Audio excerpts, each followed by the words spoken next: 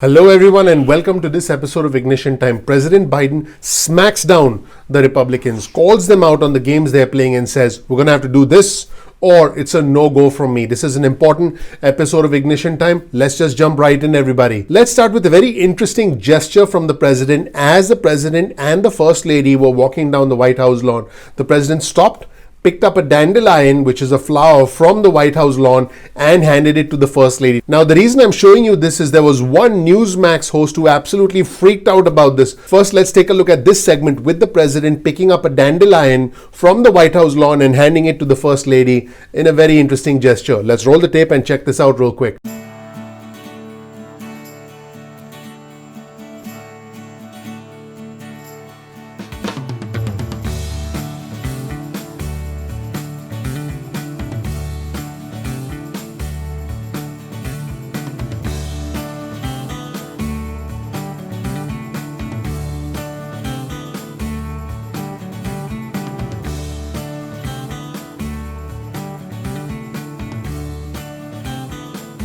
Now, the SMACKS host, Grant Stinchfield, I don't think he has much going on because he decided to cover this extensively. This is what Grant said. He said it gives everybody asthma.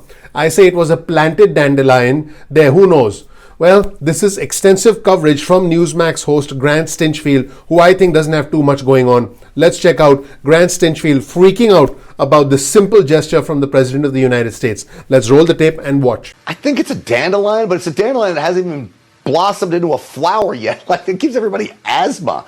So you blow it, it goes everywhere, and then everybody starts sneezing. Well, he picks up the weed and gives it to Jill as what I guess is supposed to be some kind of a sweet gesture. He's getting dandelions all over the place. I say it was a planted dandelion there. Who knows? Yeah, that was interesting, wasn't it? Let's shift gears. And if you've been watching my channel, I've been providing you with extensive coverage on Republican Senator Shelley Moore Capito from West Virginia.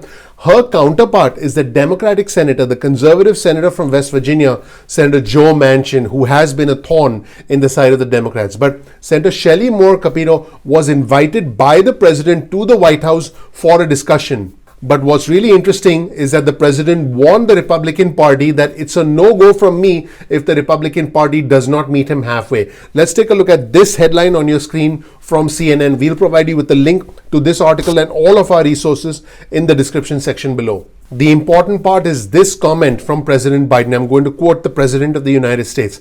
I invited her to come with anyone she wants to bring with her to the White House. They are off next week in the Senate, so I said if you want to come next week, that's fine. But if you just want to wait and have our staff talk some more. But she seemed very positive about wanting to do something, and I'm interested to hear what they have to say. This is what the president said. Now, what's interesting and what's encouraging is that the Senator Capito, said this to CNN. She said she had seen very encouraging signs from the White House on a bipartisan compromise on infrastructure. And she said this is important. We have gotten some good signals back that this is the direction the White House and others want to go. And so what did the president say? This was the president's response. So I told Capito that you could do it in two ways. Let's decide on infrastructure, what they think is infrastructure. Let's decide what they are prepared to consider in terms of what constitutes infrastructure, how much of it, and then they can talk about how to pay for it. And if we get to the point, we actually have a great number, a real number. And folks, this is the really important part because the president clearly said that he's willing to move forward without the Republicans if they don't meet him halfway. The president did do that. The Democrats did pass the $1.9 trillion American Rescue Plan without a single Republican vote in the House or the Senate, and the president clearly indicated he's ready to do it again. This is a quote from the president. But if it's like last time, and I think she's serious, meaning that he's hoping it's not like last time, but if it's like last time they came up with 1/4 or 1/5 of what I'm asking, then it's a no-go for me. And it's very clear that this is a major priority for the president. The president is pushing for infrastructure, and the president believes that we will recover as we invest more in infrastructure. In an exclusive interview with Craig Melvin from the Today Show, MSNBC, the president was discussing spending while the economy is still recovering. And the president said this is an important quote. That's the reason why it's recovering, because we are investing. So the president is saying we are recovering because we continue to invest. Let's take a look at this interesting segment featuring the president talking about the importance of investing and how it ties to the economic recovery of our country. Let's roll the tape. Why tax and spend so much when the economy is still recovering? as a result of the pandemic. That's the reason why it's recovering, because we're investing. Look how rapidly it's recovered since we passed the last piece of legislation. And that legislation was $1.9 trillion.